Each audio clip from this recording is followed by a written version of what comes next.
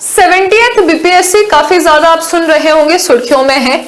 70th BPSC 2024 क्या है और कितनी सीट्स रहेंगी बीपीएससी में। बीपीएससी के लिए हमारे पास लगभग 6 महीने हैं। 6 महीने में ऐसा क्या करें कि एग्जाम निकल जाए, कौन से किताब पढ़ने हैं, कौन से किताब नहीं पढ़ने हैं, नोट्स कैसे बनाने हैं, ये सारी डिस्कशंस हम यहाँ पे करने वाले हैं। मेरा नाम है कीर्ति पांडे और आप देख रहे हैं बीपीएससी उत्कर्ष। बीपीएससी उत्कर्ष में आपको बीपीएससी एग्जामिनेशन की तैयारी के लिए जितनी भी चीजों की आवश्यकता है वो सारी चीजें आपको यहाँ पर उपलब्ध मिल जाती हैं। तो आइए डिस्कशन स्टार्ट करते हैं। बिहार का सबसे बड़ा एग्जामिनेशन बीपीएससी। तो अगर आप बिहार में सबसे बड़े अधिकारी बनना चाहते हैं, अपने सपने को पूरा करना चाहते हैं, माता पिता आप पर गर्व महसूस करें, उनको प्राउड फील हो, साथ ही साथ राज्य के लिए कुछ ऐसा करें ताकि राज्य फिर से मेन स्ट्रीम में आ सके। बोलते हैं कि बिहार सबसे गरीब राज्य है, बिहार सबसे पिछड़ा हुआ राज्य है, सुनने में अच्छा नहीं लगता है, लेकिन इस राज्य को कौन बदलेगा? इस राज्य को राज्य के युवा बदलेंगे। राज्य के युवा इस राज्य को कैसे बदलेंगे? जब वो एक सही पद पे पहुंच जाए, एक सही प्लेटफॉर्म उनको मिल जाए, ताकि वो अपनी प्रतिभा से, अपने पोटेंशियल से, अपनी एनर्जी से इस राज्य के लिए कुछ कल्याण कर सके, है ना। तो राज्य ने हमें इतना कुछ दिया है, अब हमारा समय है कि हम राज्य के लिए कुछ करें। तो सबसे पहले हम समझते हैं कि बीपीएससी का एग्जामिनेशन पहले 67th हुआ। 67th में करीबन 802 सीट्स थे। 68th हुआ, 324 सीट था। डेट मिसमैच था, डेट क्लियर नहीं था, लेकिन अब बड़ा अच्छा हो गया है कि ये फिक्स है कि प्रीलिम्स जो है वो 30 सितंबर को होगा, 30 सितंबर 2024, और मेंस का एग्जामिनेशन जो है ये जनवरी 2025 में होगा। हर साल ऐसा ही रहेगा कि प्रीलिम्स का डेट फिक्स है 30 सितंबर 2024 में आपका प्रीलिम्स यानी कि प्रारंभिक परीक्षा बीपीएससी की होगी, और जनवरी 2025 में आपका मुख्य परीक्षा होगा। जो बच्चे बिल्कुल नए हैं उनको एक बार मैं स्ट्रक्चर समझा दूं। देखिए, आप बीपीएससी के वेबसाइट पे जब जाएंगे, bpsc.bih.nic.in पर जब आप जाएंगे तो आपको इस तरह से ये पोर्टल खुलेगा। पोर्टल में सबसे पहले क्या कीजिए कि यहां पर जाकर सिलेबस डाउनलोड कर लीजिए। जब सिलेबस डाउनलोड करेंगे तो एक जनरल सिलेबस आपके सामने आएगा। जनरल नॉलेज, बिहार और भारत का इतिहास, बिहार और भारत का geography, polity of India, economy of India, Bihar का इकोनॉमी, फिर आपका इंडियन फ्रीडम जिसमें बिहार का क्या कंट्रीब्यूशन रहा है, बिहार के कौन से वीर सपूत ने क्या बलिदान दिया है, और करंट अफेयर्स, ये आपका जनरल यहाँ पर लिखा रहेगा। ठीक है, फिर हम मेंस के सिलेबस को देखेंगे तो GS paper 1, GS paper 2, general Hindi और ऑप्शनल। ठीक है, तो ऑप्शनल जो है 34 ऑप्शनल है, लेकिन ऑप्शनल भी क्वालिफाइंग हो गया है। अब इसके स्ट्रक्चर को आप समझिए। तो प्रीलिम्स की जो एग्जामिनेशन होगी, प्रीलिम्स की एग्जामिनेशन 150 क्वेश्चंस की होगी। 150 क्वेश्चन में -0.33 आपकी नेगेटिव मार्किंग भी है। ठीक है, 150 मार्क्स का ये एग्जामिनेशन होगा, -0.33 आपकी नेगेटिव मार्किंग है। फिर होता है मेंस का एग्जामिनेशन। मेंस में क्या होता है? मेंस आपका मुख्य परीक्षा होता है। जीएस पेपर 1 जो कि 300 नंबर का है, जीएस पेपर 2 जो कि 300 नंबर का है, ऐसे आपके लिए ये भी 300 मार्क्स का आपका ऐसे होगा, राइट। और ये मेरिट आपका बन गया 900 का, 900 पे आपका मेरिट बन रहा है यहाँ पे। क्वालिफाइंग में आपके 2 पेपर है, हिंदी, जनरल हिंदी जो आपको बस पास करना है, और आपका जो भी वैकल्पिक विषय है, जो भी ऑप्शनल आपने लिया है, हिस्ट्री, ज्योग्राफी, पॉलिटी, या फिर आपने लोग लेते हैं labour and social welfare, LSW, तो जो भी आपने लिया है ऑप्शनल वो भी आपका क्वालिफाइंग है, इन दोनों के नंबर नहीं जुड़ाएंगे। फिर आपका इंटरव्यू होगा जो कि 120 नंबर का इंटरव्यू होगा, 120 का आपका इंटरव्यू होगा, तो 900 प्लस 120 यानी कि 1020 ये आपके इस पे मेरिट लिस्ट क्लियर होगा। इसी पे आपका मेरिट लिस्ट क्लियर होगा, इसी पे पता चलेगा कि लोगों का एग्जामिनेशन निकलने वाला है या नहीं निकलने वाला है। अब हम देखेंगे कि ये जो भी चीज मैंने आपको बताया है, ये पूरा आपको पीडीएफ फॉर्मेट में मिल जाएगा आपके आयोग के वेबसाइट पे। जनरल हिंदी में 30 क्वेश्चन निबंध के आते हैं, 30 क्वेश्चन व्याकरण के आते हैं, 25 मार्क्स के जो है, मतलब 30 मार्क्स का आपका निबंध है, 30 मार्क्स का व्याकरण है, और वाक्य विनाश मतलब वाक्य को शुद्धि करना है, ये सब 25 नंबर का है। संक्षेप यानी प्रेसी राइटिंग 15 मार्क्स का है, इसी को आपको क्वालिफाई करना है। ठीक है, इसी को आपको क्वालिफाई करना है, और एग्जाम का जो पैटर्न है वो भी हमने यहाँ पर बात कर ली है। अब बात आती है कि किताब कौन सी पढ़नी है, इसमें कंफ्यूजन है। जीएस पेपर 1 में जो सबसे इंपॉर्टेंट पार्ट है वो है हिस्ट्री। हिस्ट्री के लिए आपको यहां पर आर.एस. शर्मा यानी कि एनसीईआरटी पढ़नी है। एनसीईआरटी के बाद आप Indian struggle for independence Vipin Chandra पढ़ सकते हैं और स्पेक्ट्रम पढ़ सकते हैं, क्योंकि मॉडर्न हिस्ट्री से ज्यादा क्वेश्चंस पूछे जाते हैं। तो आपको हिस्ट्री के लिए कुछ नहीं करना है, एनसीईआरटी और आपका स्पेक्ट्रम प्लस विपिन चंद्रा आप इसको पढ़ सकते हैं हिस्ट्री के लिए। ज्योग्राफी के लिए और भी आसान है, आपके पास एटलस होना चाहिए। लोग तो ऐसे बहुत सारी किताब पढ़ते हैं, लेकिन अगर आप जीएस पेपर के लिए ज्योग्राफी पढ़ना चाहते हैं तो 6 से लेकर 12 तक की एनसीईआरटी जो न्यू एनसीईआरटी है वो आपके लिए काफी है। पॉलिटी में भी एनसीईआरटी के बाद एक ही किताब जो चलती है वो है लक्ष्मीकांत। तो लक्ष्मीकांत किताब का आप सहारा ले सकते हैं और इसी के साथ साथ आपकी पॉलिटी भी कंप्लीट हो जाएगी। बिहार एक परिचय, ये आप इम्तियाज अहमद का ये किताब है। बाकी आपको मार्केट में और भी बहुत सारे बुक्स मिलेंगे, लेकिन ज्यादातर स्टूडेंट्स जो है वो बिहार एक परिचय को पढ़ते हैं, जो कि इम्तियाज अहमद द्वारा ये किताब लिखी गई है। तो बुक्स के बारे में आपने जान लिया। जीएस पेपर 1 में आपके पास कौन कौन से हो गए, हिस्ट्री, उसके बाद आपके पास करंट अफेयर्स है और स्टैटिक्स है। ठीक है, तो स्टैटिक्स के लिए एलके झा की किताब लोग पढ़ते हैं स्टैटिक्स के लिए। करंट अफेयर्स के लिए आपको मेरी 8 बजे की डेली करंट अफेयर्स की क्लास देखनी पड़ेगी, साथ ही साथ एक अखबार यानी कि न्यूज़पेपर पढ़ना पड़ेगा। हिस्ट्री के जो बुक्स हैं वो भी आपके क्लियर हो गए, NCERT plus spectrum, right. GS paper 2 में आपने देखा कि ज्योग्राफी है, पॉलिटी है, इकोनॉमिक्स है। इकोनॉमिक्स के लिए ज्यादातर करंट अफेयर्स और 9th और 10th का इकोनॉमिक्स का एनसीईआरटी का किताब। पॉलिटी के लिए एनसीईआरटी के बाद लक्ष्मीकांत का किताब और ज्योग्राफी के लिए आपके पास एनसीईआरटी हो गई क्लियर। ऐसे प्रैक्टिस की चीज है, ऐसे प्रैक्टिस की चीज है, ये आप क्लासेस वगैरह अगर आप ले रहे हैं तो वहां पे रोज आपको ऐसे लिखवाया जा रहा है, वहां से आप प्रैक्टिस कर सकते हैं, या फिर आप कोई भी कॉमन मार्केट में जाके ऐसे का किताब ले लीजिए, लेकिन वो ज्यादा आपके लिए फायदेमंद होगा नहीं, क्योंकि ऐसे जो है वो जीवन का निचोड़ होता है। आपने जो भी सीखा है, जो भी पढ़ा है, उसको आप एक जगह क्रिस्प फॉर्मेट में लिख दें, वही आपका ऐसे होता है। इस कारण से कोशिश करें कि ऐसे को आप किसी टीचर से चेक करवा लें। उसके लिए आप मेरे टेलीग्राम ग्रुप से जुड़ सकते हैं, वहां पे हम लोग ऐसे आपका पेपर चेक कर लेते हैं।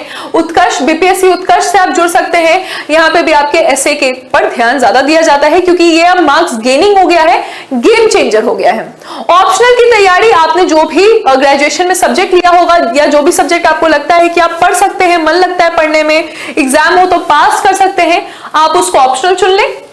जनरल हिंदी के लिए आप 9th-10th का जो व्याकरण का किताब होता है उससे आप मतलब you can take the reference from there, right. तो ये हो गया आपके बुक्स। फिर बात आती है क्वेश्चंस। प्रीवियस ईयर क्वेश्चंस को जरूर देखिए, ये 67th का क्वेश्चन है और अगर आप इसका कंपैरिजन करिएगा, देखिए 67 डायरेक्ट क्वेश्चंस पूछे गए। कंपैरिजन अगर हम करते हैं जो आपका जीएस पेपर है 67 का, अगर हम इसको 68 से कंपेयर करेंगे तो आपको पता चलेगा कि क्वेश्चंस जो है अब ज्यादा एनालिटिकल वाले पूछे जा रहे हैं, एनालिटिकल के क्वेश्चंस पूछे जा रहे हैं। साथ ही साथ आप एक और चीज देखिएगा कि जीएस पेपर 2 में भी करंट अफेयर्स का काफी इंपॉर्टेंट रोल हो चुका है। जीएस पेपर 2 में भी, जैसे Indian parliament is not sovereign, ये चीज आपका क्वेश्चन न्यूज में आया था, इस कारण से पूछा गया है। बिहार और मतलब सेंटर और स्टेट के रिलेशंस को समझाने की बात की गई है, साथ ही साथ बिहार में जो समस्याएं हैं उस पर डिस्कशन करने की बात की गई है।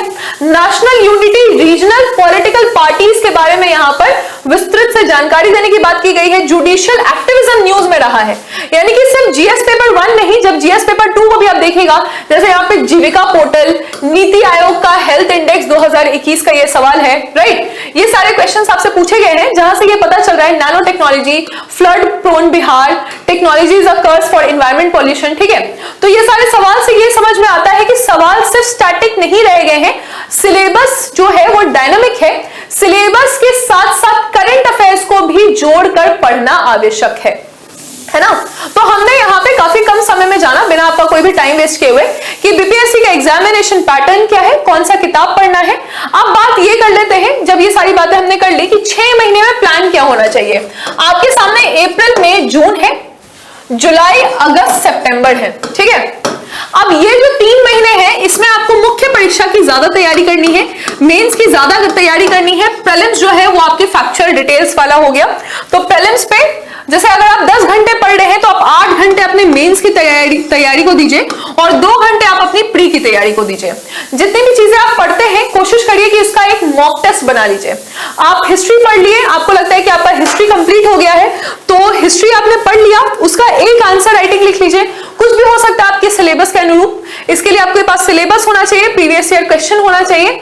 तो प्रीवियस ईयर क्वेश्चन को देखकर आप हिस्ट्री में लिख सकते हैं कि क्या कारण थे कि मुगलों का डिक्लाइन हुआ, क्या कारण थे कि एडवेंट ऑफ यूरोपियन हुआ, है ना। इस तरह से आपके क्वेश्चंस जो है क्वेश्चन बैंक से आप उठा सकते हैं। बाकी एग्जाम्स के जो प्रीवियस ईयर क्वेश्चंस पूछे गए हैं उसको लिखने की कोशिश करें।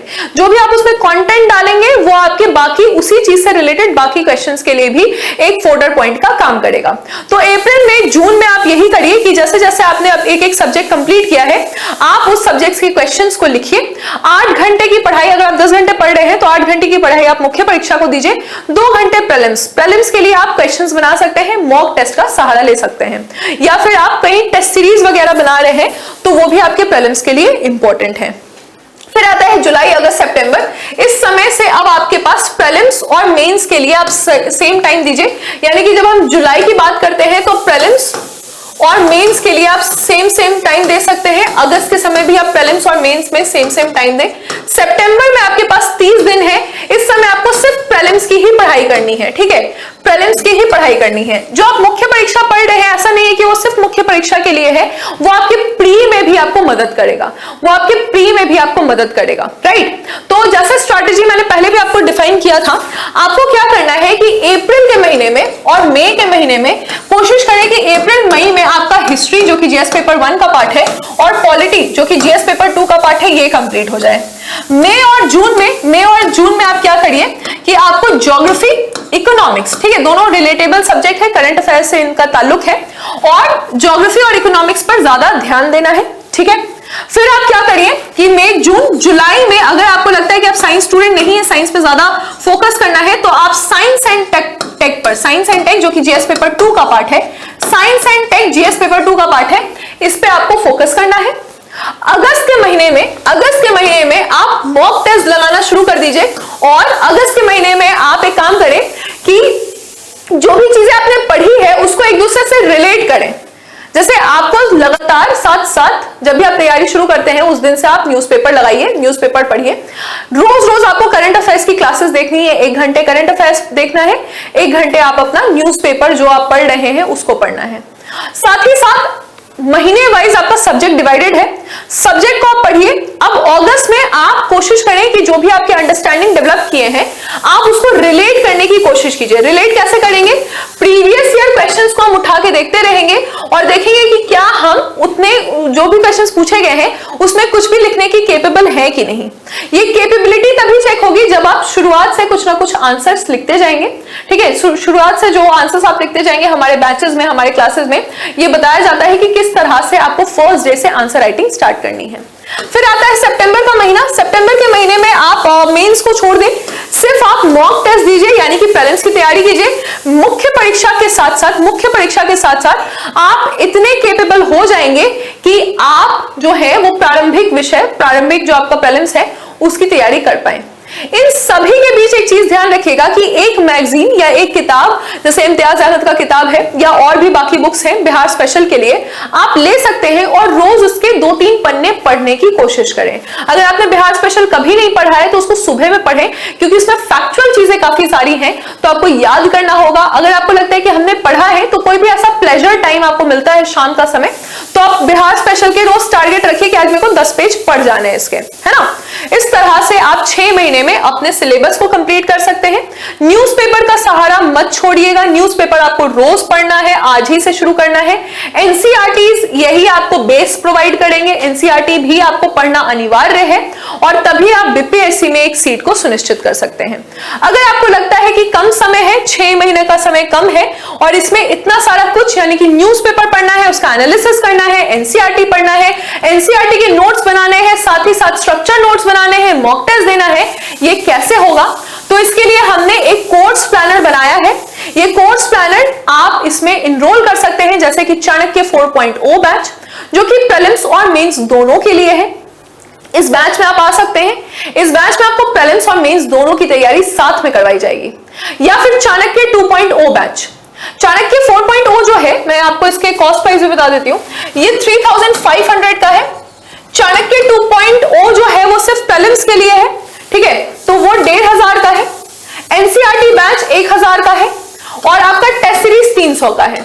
ये चारों अलग है, ठीक है, ये एनसीईआरटी है, ये टेस्ट है, ये प्री के लिए है और ये प्री कम मेंस के लिए है। ये 4 बैच हमारे पास है। इन सभी बैच में अगर आप चाहते हैं कि हम सभी बैच लेना चाहते हैं तो 4580 रुपीज में आपके पास जो महाबचत पैक है बीपीएससी का, उसमें आप एनरोल कर सकते हैं। ये एनरोलमेंट आप 21 तारीख से लेकर 28 मार्च के बीच ही करिएगा। 28 मार्च लास्ट डेट है, तो उसके पहले आप इसमें एनरोल करिए, क्योंकि जो 90% जो ये मैंने आपको कॉस्ट बताया है, ये 90% डिस्काउंट के बाद का कॉस्ट है। तो 90% का जो डिस्काउंट है वो आपको 28 मार्च तक ही मिलेगा। साथ ही साथ बैचेस में 3 महीने की एक्स्ट्रा वैलिडिटी मिलेगी। तो होली में आप सभी को होली की ढेरों शुभकामनाएं। होली में देखिए, हम यही आपको तोहफा देना चाहते हैं, यही हम आपको गिफ्ट देना चाहते हैं कि आपको जो भी आपके बैचेस हैं उसमें मैक्सिमम डिस्काउंट दे सकें, ताकि जो भी आर्थिक तंगी है या जो भी समस्या है, जो भी हर्डल है, वो पूरी तरह तो नहीं लेकिन कुछ उसका हिस्सा हम कम कर सकें।